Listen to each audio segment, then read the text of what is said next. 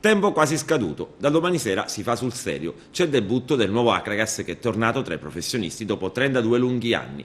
Avversario dei biancazzurri di Nicola Legrottaglia e la Vigor Lamezia che assieme alla Paganese è stata sorteggiata in questo primo turno della Coppa Italia in un triangolare. La gara si giocherà in notturna sul campo neutro di Trapani e al Provinciale sono attesi centinaia e centinaia di tifosi del Gigante che non intendono perdersi la prima della loro squadra del cuore.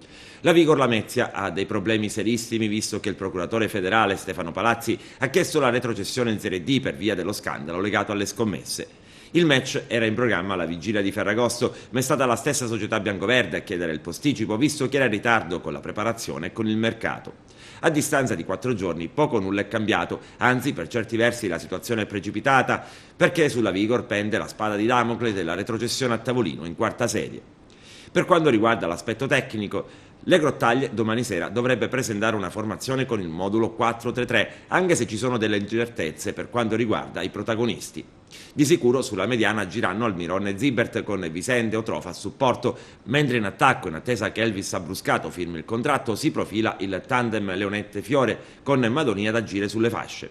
In difesa, dove la società deve ancora intervenire per tesserare un centrale di spessore, giocheranno Marino e molto probabilmente Capuano.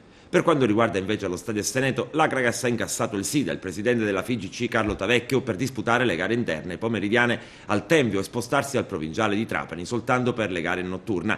Tutto questo in attesa che l'Esteneto venga dotato dell'impianto di illuminazione. Un bel risultato quello del sì di Tavecchio, adesso si attende anche il parere del commissario della Lega Pro, Tommaso Miele.